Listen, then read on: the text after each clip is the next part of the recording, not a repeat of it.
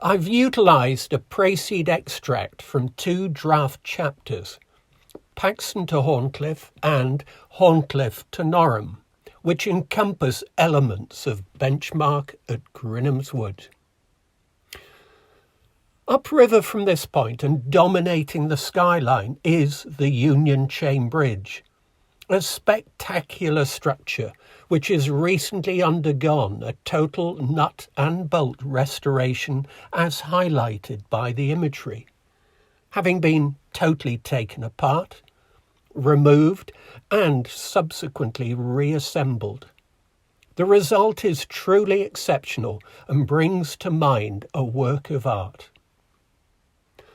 The full-size sculpture of Captain Samuel Brown, R.N., is a fitting tribute to a true pioneer of his age and found on English soil. The dog at his feet, Sassy, our walking companion. A further sculpture is located on the opposite bank on Scottish soil and features a young civil engineer with her iPad who worked on the recent restoration. Much to cogitate on while crossing from Scotland into England. To learn more, Paxton House has an exhibit aimed at highlighting the history and restoration of the bridge. Also, once in England, veer off the Tweed Trail and follow the road uphill for 1/4 mile and you find the honey farm, which also has information relating to the bridge. The honey farm is a fascinating family-run enterprise going back 3 generations. Marvel at the wide range of products generated from the humble honeybee. Also, the eclectic assortment of farm implements, highlighting the advancements in agriculture over the years. An unexpected sight relates to a double-decker bus housing their cafe. Returning to the trail, you come across a signpost for Benchmark at Grinham's Wood, a local initiative to highlight the Grinham legacy and celebrate a Horncliffe couple who left their mark. Pierrette Grinham survived her husband Frederick, and on her death, her French relatives generously donated the proceeds of the estate to the village. Benchmark at Grinham's Wood aims to recognise their generosity and promote paths and benches, woodland and wildlife, history and commemoration, art and photography, health and well-being. Follow the lower Tweed Trail to Horncliffe and a mile beyond to learn more. A fascinating insight to a small village perched high above the Tweed.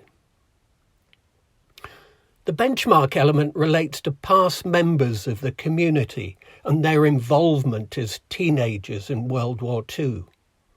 Each bench dedicated to an individual's memory, hence health and well-being, and the reference earlier in the book as to a thought for the youth of today and yesterday.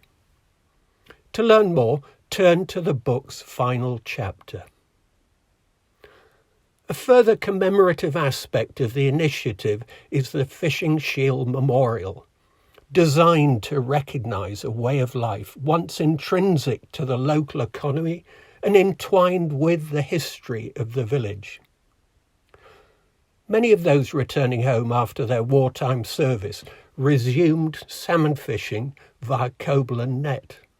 Hence, the aim of repurposing a derelict fishing station into a viewing platform with an information panel highlighting the shield's past function and purpose.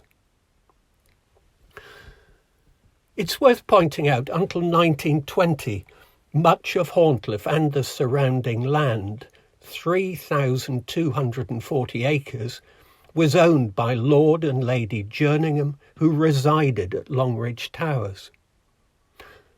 The village at that time a hive of activity with a farm, pub, smithy, joiners and undertakers, builders, market garden, tailor, shop, post office and a church.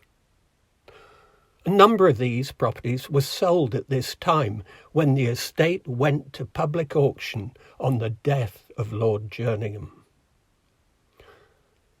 Today, Horncliffe involves a much quieter and genteel way of life.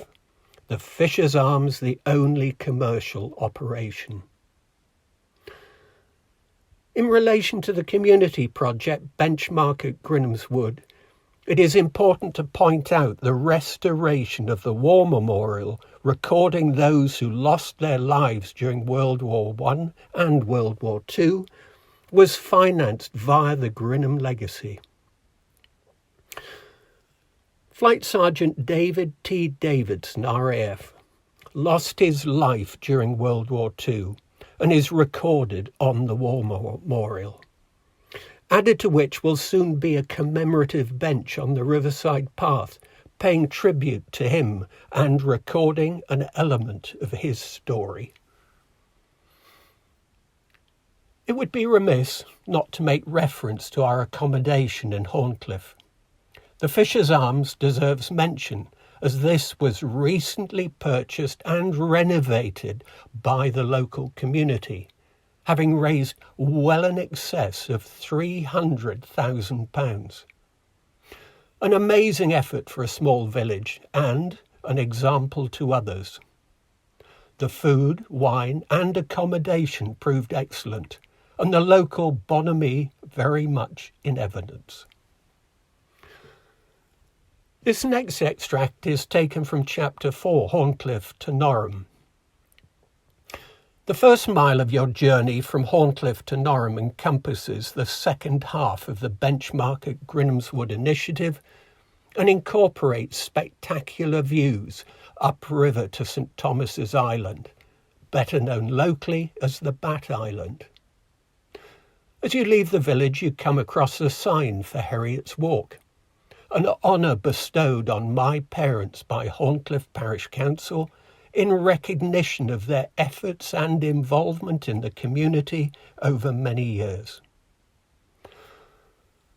After my father's death in 2008, my two sisters, brother and I donated a bench and created an observation platform taking in a view much loved by our parents, and where, as children, along with other members of our community, we would go to observe the fishermen cast their nets, a shot from the fishing shield on the opposite bank. A number of years later, this acted as a catalyst and element in the creation of the Benchmark at Grinham's Wood project. A short distance further on you cross a stream emanating from the glen, a steep-sided valley, once a much favoured walk. This dates back to when the railway station at Velvet Hall was in operation, and people would come by train from Berwick and further afield to enjoy what was a spectacular promenade. As a youngster, this amenity was still much utilised and cherished by the village community. On the stream's opposite bank, you come across a set of 71 extremely steep steps bringing you out way above the river, with truly breathtaking vantage points.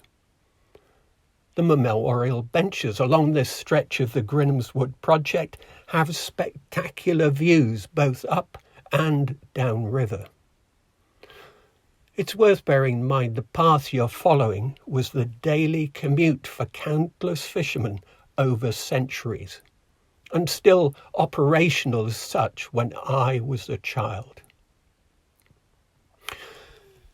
It would be remiss not to highlight one of the aims of the Grinham's Wood initiative, the promotion of woodland and wildlife. The 25 acres of riverbank and glen, as well as those downriver to the Union Chain Bridge, are a haven for wildlife. Over the years, I've observed otter, deer, badgers, foxes, and many others. Also, a multitude of birds such as kingfishers, sand martins, swans, owls, woodpeckers, more recently and unusually, an osprey, also egrets.